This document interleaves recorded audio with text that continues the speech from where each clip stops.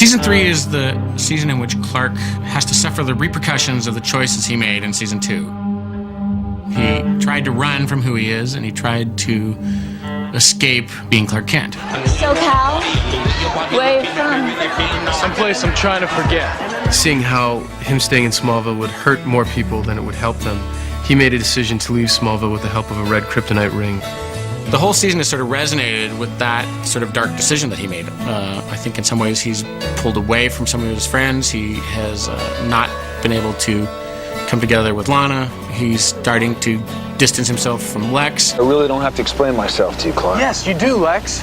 A lot of different elements go into each show. We get input from the actors in terms of scripts and in terms of stories.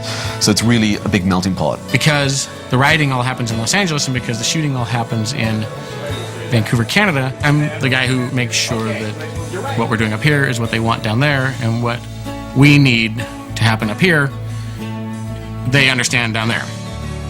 We get a script and we distribute it to the different department heads and look at all the elements in the script, whether there are a lot of special effects, stunts, locations. And as the cameras come in, do you want me to go toward Van and finish the sequence? Yes. Okay. In many ways, the 7 days of prep that we have is the most important phase of the show. In fact, I spend most of my time prepping. We'll have a concept meeting and discuss what locations we'll be looking for and what we have to build or match on location. And then we'll probably spend 2 to 3 days with the director in the van looking at various locales around town. Good, yeah. Action. Lana, let her go.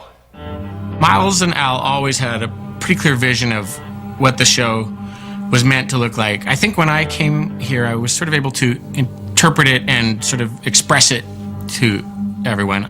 The show always takes place from Clark's point of view. There's sort of concentric rings, and when Clark is in the world that is safe for him, when he's on the farm and when he's in his home, when he does not have to keep a secret from anybody, the lighting is warm and golden, the colors are all earth tones, the camera movement is very gentle. Then there's a secondary ring where Clark is keeping a secret from people, but there's no imminent danger to him. The lighting becomes a little bit more neutral, the camera moves a little bit more, but then there's a level of danger where he is fighting someone or his secret is in danger of being threatened, and then we go to a colder look, the camera maybe goes handheld, becomes more extreme angles. Lana, let her go! Whenever we go to Metropolis, we try and find very clean, hardline architecture, and we let blue and purple and reflective metallics be the dominating color.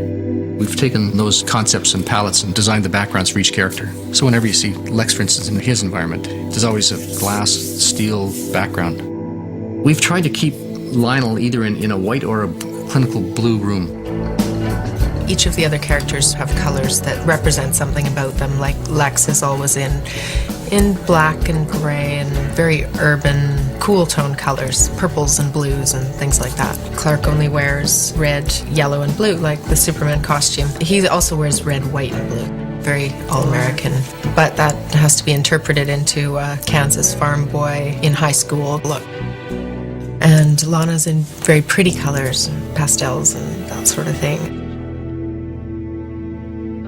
Most every decision is made in prep. We pick every location we're going to shoot, we hire all the cast, we talk extensively about if there's a guest star, who they are and how they integrate into the show. I'm still on the same journey as you are, Kal-El.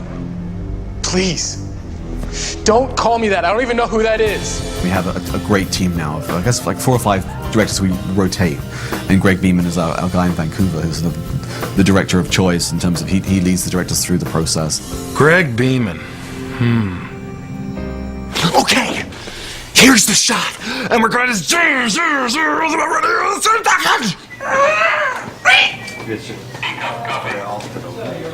The guy drinks about 14 gallons of coffee every day.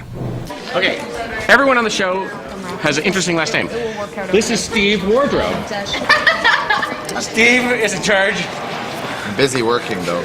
of keeping the cast dressed. Make sure that my bra straps don't. I'm sort of the pillar of this show, really. Steve, the wardrobe guy, who is more than a wardrobe guy, he's like a brother to me, who likes to... Michael, don't do that last take again like that. Do not do that. It's horrible. You're horrible. Wow, Steve, thank you. I appreciate that. The makeup and hair department actually for Smallville is very important because of this big close-ups. So they need the hair and makeup needs to be really good because you're seeing them so close. And also things like Tom's not in high school, so it's also things like, covering his, 5 o'clock shadow. Michael making him look like his hair has literally fallen out. The whole concept of Lex Luthor is that he lost his hair. It actually fell out from the root. So we're not allowed to see any of Michael's natural hair follicles that are there. And he has a full head of hair, and it's a bit dark too. We have to use special colors layered on top of each other in order to disguise that. So it's a little tricky. It doesn't seem like it would, because you'd say, just shave him and he should be good, but it's all about what the camera sees. I thought you just painted your head orange. Lock it up. Michael has to wear a hat all the time. We need safety on the set here. Not on his medication. He came in, he was like this young, bright-eyed kid, had no idea that he was about to shave his head for 3 years. He came in and we just right off, and he was just like, All right, so this is Richard Hare. He's in charge of all the fabulous hairstyles of Allison, Kristen, such The as famous Chloe cut the famous Chloe cut. came out of this head. It's hard to believe, I know. But when he gets in work mode, he is a little bit more exciting than this. Wow.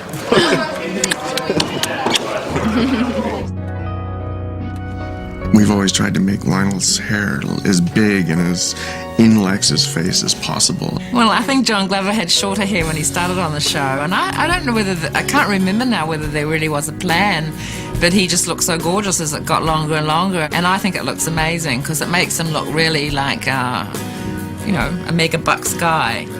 And it also shows that, he's powerful enough that he just does what he wants.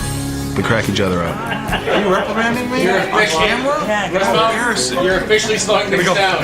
And I trust them. They've become, it's one of those things where you're doing a serious scene, and instead of saying to the director or somebody, you look at the camera operator, John Davidson, and you say, JD, which one was better? Should I do bigger? He's like, no, last minute, the other one sucked. And I listened to him, Yeah. This is Bucky, the gaffer. Frequently, when watching movies and TV shows, you see the credit gaffer at the end. He's in charge of all the beautiful light on Smallville. The radiant glows, the sparkly eyes. This is the middle of the day now, and I actually have some background coming in, so I'm going to send them through wardrobe and then hair makeup and sign them in, and then I'll send them off to holding the standby to win them onto that scene. They have to come get me, which is not always easy. I mean, I'm easy to get along with, look at me. But, Michael, they need you on set. Jen, do they really need me on set? Or are you just saying they need me on set? No, Michael, seriously, they really need you on set. Okay, Jen, I'll be there in 5 minutes. And I come on set and they're not ready. See, I know how it works. Carol, Mike. Oh, Mr. Beeman. This on-set props and on-set decorating. So he puts all the stuff in people's hands, like, we always have props, right? Like keys and lunch bags and watches, cameras, weapons, computers, weapons. And she moves all the furniture around. Everything to camera. So that it's dressed beautifully for camera, or so that it's not in the way of the camera. We work Mike together. and Carol. I always get emotionally attached to episodes that I direct. I was really proud of Asylum, which I did in the middle of the season. It took place in the mental institution where Lex was trying to escape, and it was a struggle for Clark because he was trying to protect his secret and at the same time free his friend. You okay? I know your secret. I loved the performance that Michael gave. You son of a bitch. You did this to me. You're the one who's insane!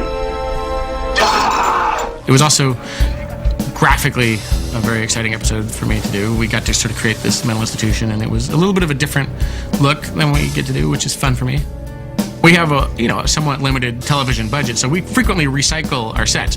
The hospital corridor became Lex's padded cell, which became the asylum corridor in Asylum, and then later became Leah Tang's lab. So all the same walls and all the same light fixtures were just sort of turned over.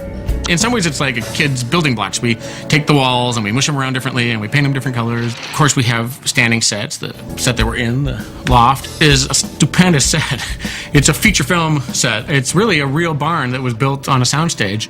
When we designed the Kent barn, we wanted this huge cathedral that Clark had escaped to, and his loft would be this every kid's fantasy place that they'd go and escape to. Most barns aren't like that. No. And most barns really smell. You wouldn't be hanging out there a lot. Or having romantic dinners up in your loft in your barn.